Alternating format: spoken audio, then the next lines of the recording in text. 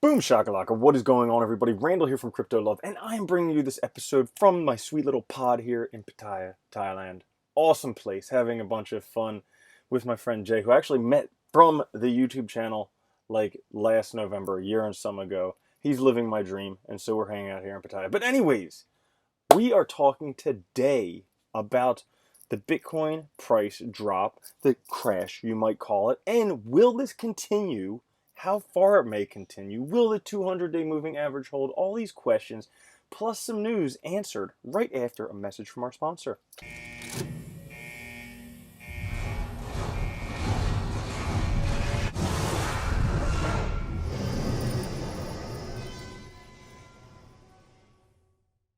Now, today in the markets, there has been a bit of a drop in the market cap, down to 170 billion from about 180, 185 billion a couple days ago. Bitcoin dominance 52.1%, increased over a percent in the past day or so.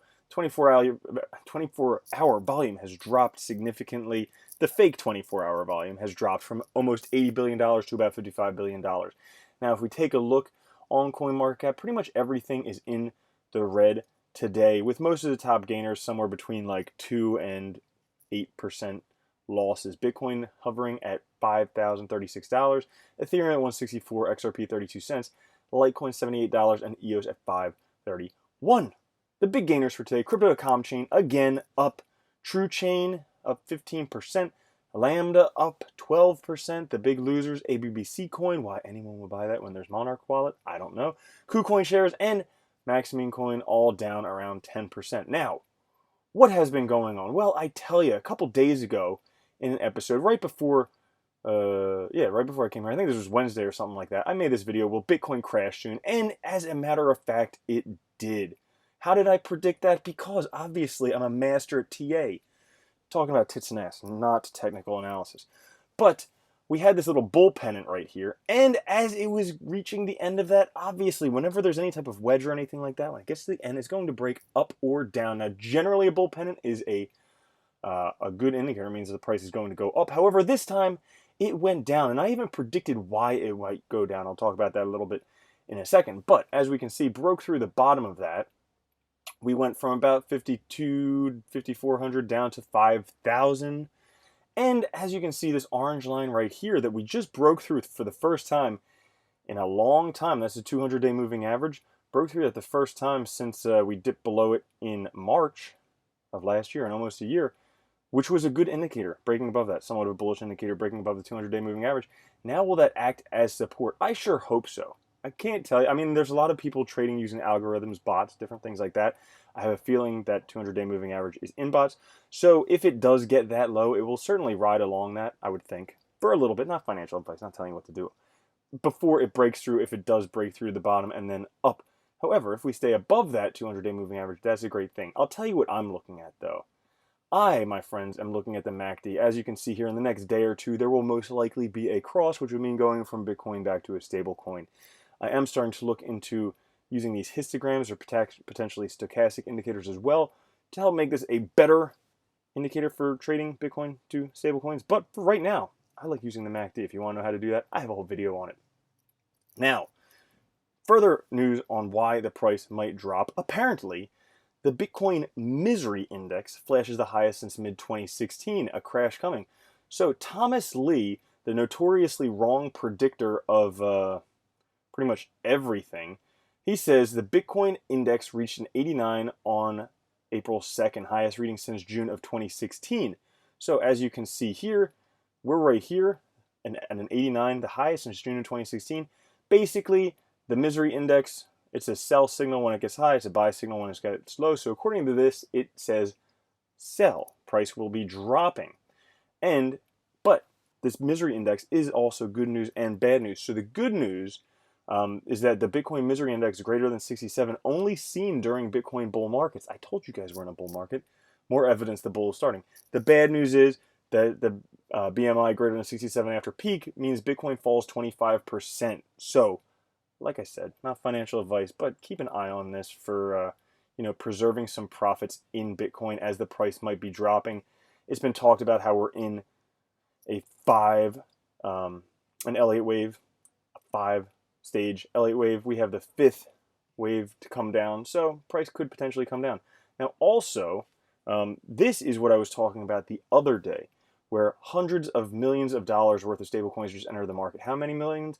Actually, $208 million. $200 million of Tether, 4 million of USDC, and 4 million of PAX entered circulation the other day. And as I showed in the video the other day, basically these arrows show the last times that large amounts of Tether entered the markets. And as you can see, they enter the market right before the price drops. So does Tether know what's going on? Is there manipulation? Potentially, but could be predicting a price drop. So just keep an eye on that stuff if you guys are interested. Now, in the news today, actually really big news article.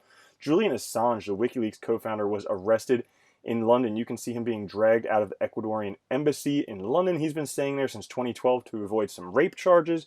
So, I mean, those things, I don't get it why everybody, when they do, like, all these rape things and all these, like, pedophile things, like, once people get a certain amount of power, they do all this funny stuff.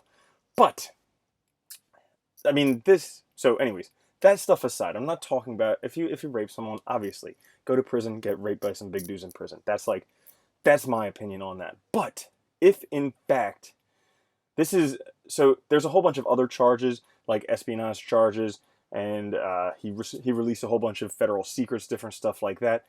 This is crazy because him being arrested, dragged out of the Ecuadorian embassy, says it sets a dangerous precedent where any journalist could face U.S. charges for publishing truthful information about the United States. So, back a long time ago, Satoshi, this was in December 11th, 2010, a day before Satoshi disappeared, he writes about Julian Assange's arrest, said, "It would have been nice to get this attention in any other context. WikiLeaks has kicked the hornet's nest, but the swarm is headed towards us." Now, what does WikiLeaks do? It publishes a lot of information. Now, a lot of this stuff has been hacked from like government computers, somehow taken from government computers, and that just tells me that maybe the government is doing a good enough job of protecting their information. If they want to keep it secret, maybe they should do a better job of protecting it so that it doesn't become public knowledge. But also with blockchain, it's censorship resistant. So all these these documents that we're not supposed to see, we can see them now. And I don't really know what I'm saying with that. I thought I had a better argument before I made this video. So just, but this is a big thing. This is a big thing because, he's the WikiLeaks founder, has associations with Satoshi. Oh yeah, and then the segue to the fake Oshi, Craig Wright, he threatened, so CZ is threatening to delist Bitcoin SV over the HODLNOT doxing. So Craig Wright's not Satoshi. We all know that. HODLNOT says some funny stuff about him. Craig Wright says he'll give someone $5,000 of Bitcoin Satoshi Vision if they can dox HODLNOT. And CZ says, "Fuck you, Craig Wright. You're not Satoshi. Any more of the shit we delist Bitcoin SV." Which should just be cool. They should just take it off. Forget it. It's worthless. Who cares? I mean, even if Craig Wright was the real Satoshi, it would appear to me, now I'm no expert here, it would appear to me like Bitcoin was something that was meant to be a digital peer-to-peer currency, something that the people were supposed to develop and bring forth and create something new. It doesn't matter if it's Craig Wright's vision, even if he was, but he's not. So that's the end of that stuff. What a terrible episode today. I apologize, guys. It's hot in this little pod. It's super hot in Thailand. It's hot in Pattaya. But I'm going to go hang out, have a good day. Just want to bring you this video. I think overall, this is what I forgot to say. Good thing you waited till the end, because guess what? The weekend's coming up. All right. Generally on the weekends, what happened during the previous week continues even more. So we saw some price drop today. I would expect further price drop over the weekend. That's my thoughts on things. Thanks for hanging around through the end, through all the difficult parts, my mumbo jumbo, my jargling, blah, blah, blah, and all that stuff to get there. Now, guys, if you want to try out Signal Profits, you can. There's a 14-day trial for $7. Down in the description, you can get profits like 13% in 5 hours, 16% in 14 hours. Good stuff like that. Also, Monarch Wallet, 1,900 cryptocurrencies on one wallet. Earn interest while holding your cryptos. And on ERC20 exchange, you can exchange your tokens with different ones using that wallet. So check out all that stuff. Thank you guys for watching. I will catch you guys later. Have a good one. Peace.